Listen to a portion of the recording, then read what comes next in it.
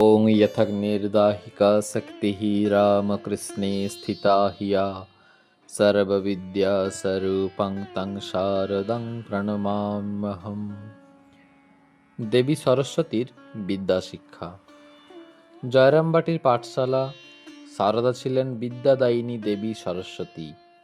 তাকে পাঠশালায় যেতে দেখলে কার না কৌতূহল হয়। আমরা অবাক হয়ে দেখি দেহধারিণী মা সরস্বতী জয়রামবাটির পাঠশালায় মাটির মেঝেতে বসে তালপাতায় নারকেলের ছোবড়া পড়ানো কালি ও কঞ্চির কলম দিয়ে অ আ ক খ লিখছেন ও বর্ণপরিচয়ের প্রথম ভাগ পড়ছেন। বিদ্যাশিক্ষার ব্যাপারে সারদার আত্মকথা। ছেলেবেলায় প্রসন্ন, রামনাথ ওরা সব পাঠশালায় যেত। ওদের সাথে কখনো কখনো এক আধটু স্কুলে যেতুম। তাইতে একটু শিখেছিলুম।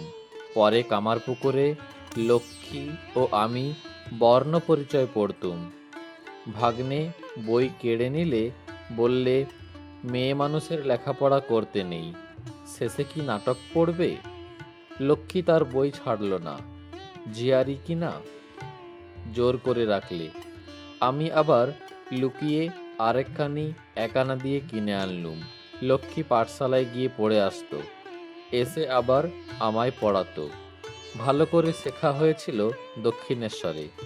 ঠাকুর তখন শ্যাম্পু করে চিকিৎসার জন্য গিয়েছিলেন। একাটি আছি। ভব মুখুজ্জের একটি মেয়ে গঙ্গা নাইতে আসতো। সে মাঝে মাঝে অনেকক্ষণ আমার কাছে থাকতো।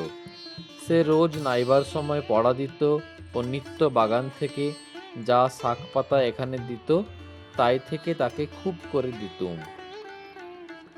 আমরা মায়ের মুখে তার বিদ্যাশিক্ষার কাহিনী শুনলাম। মা পড়তে পারতেন এ বিষয়ে প্রত্যক্ষদর্শী নিবেদিতা লিখেছেন, শ্রীমা পড়তে পারেন, রামায়ণ পাঠে অনেক সময় কাটে, কিন্তু লিখতে পারেন না। নিবেদিতা মাকে কখনো লিখতে দেখেননি। স্বামী অরূপানন্দ লিখছেন, মা রামায়ণাদি পড়িতেন, কিন্তু পত্রাদি লিখিতে তাহাকে কখনো দেখা যাইত না। কথাটা হলো লেখাপড়া, আগে লেখা শেষে পড়া।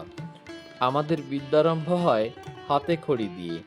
আমরা অ আ ক খ শিখি স্লেটে বা কাগজে লিখে, যা শিক্ষক হাত ধরে লেখান এবং তার উপর বারবার দাগ বুলোতে বলেন। এভাবে অক্ষর জ্ঞান হলে শিশু পড়তে শেখে। একথা হয়তো সত্য, মা নিজ হাতে কোনো চিঠি লেখেননি বা মনি অর্ডার কুপনে নাম সই করেননি, কিন্তু তার অক্ষর জ্ঞান ছিল। এ প্রসঙ্গে আমরা দুটি তথ্য পরিবেশন করছি। প্রথম, মিসেস অলি বুলের শেষ অসুখের সময় মা নিবেদিতাকে দিয়ে একটি চিঠি লেখান এবং নিজে মা লিখে সই করেছিলেন। এই চিঠির ফটোকপি শ্রী শ্রী মায়ের পদপ্রান্তে তৃতীয় খণ্ড গ্রন্থের 754 পৃষ্ঠায় এবং মূল চিঠি 746-47 পৃষ্ঠায় আছে। দ্বিতীয়, শশীভূষণ সামন্ত মাতা ঠাকুরানীর স্মৃতিকথা প্রবন্ধে লিখেছেন, শ্রী শ্রী রামকৃষ্ণদেব একদিন আমার জ্যেষ্ঠ ভ্রাতাকে বলিলেন, ওরে শরৎ, তোরা তো পাঠশালায় গিয়ে লেখাপড়া শিখছিস, লক্ষ্মীকে একটু দ্বিতীয় ভাগটা পড়িয়ে দে না। শ্রী শ্রী রামকৃষ্ণদেবের এই নির্দেশের পর কিছুকাল তিনি মাতা ঠাকুরানী ও লক্ষ্মীমণি দেবীকে দ্বিতীয় ভাগ পড়াইয়াছিলেন। জ্যেষ্ঠ ভ্রাতাকে বলিতে শুনিয়াছি, মাতা ঠাকুরানী নিজের নাম লিখিতে পারিতেন। উপরোক্ত বিবরণটি শ্রী শ্রী রামকৃষ্ণ ভ্রাতুস্পুত্রী শ্রী শ্রী লক্ষ্মীমণি দেবী গ্রন্থের 160 পৃষ্ঠায় এভাবে লিপিবদ্ধ হয়েছে। লক্ষ্মীমণি দেবী। ঠাকুর বাগানের পীতাম্বর ভাণ্ডারীর 11 বৎসরের ছেলে শরৎ ভাণ্ডারীকে বলিলেন, তুই লক্ষ্মীকে ও তার খুড়িকে প্রথম ও দ্বিতীয় ভাগ পড়িয়ে দে।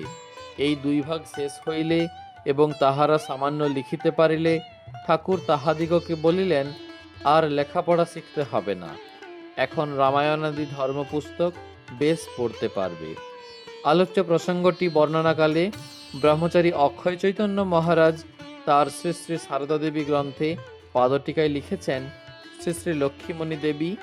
পুস্তকে লিখিত হইয়াছে, ঠাকুরের ব্যবস্থায় বাগানের কর্মচারী পীতাম্বর ভাণ্ডারীর 11 বৎসরের ছেলে শরতের সাহায্যে লক্ষ্মীদেবী ও শ্রী শ্রী মা দ্বিতীয় ভাগ পর্যন্ত পড়িয়াছিলেন এবং সামান্য লিখিতেও পারিতেন। নিজের বিদ্যা শিক্ষা প্রসঙ্গে মা শরতের নামোল্লেখ না করায় মনে হয় তাহার সাহায্য লক্ষ্মীদেবী যেমন পাইয়াছিলেন, অবসরভাবে মা তাহা পান নাই। মা লিখিতে শিখিয়াছিলেন কি না বলা কঠিন। পরবর্তী জীবনে তাহাকে কখনো লিখিতে দেখা যায় নাই, অথবা লিখিতে জানিলেও তিনি লিখিতেন না। মা বিদ্যোৎসাহী ছিলেন। তিনি নিজ মুখেই বলেছেন, যদি লেখাপড়া জানতুম তাহলে অমনি করে সেই সব টুকে টুকে রাখতুম, অর্থাৎ ঠাকুরের কথা। পরবর্তীকালে কোয়ালপাড়ায় যুবক শিষ্যদের ইংরেজি শিখতে বলতেন, যাতে তারা বিদেশিদের সঙ্গে কথা বলতে পারে।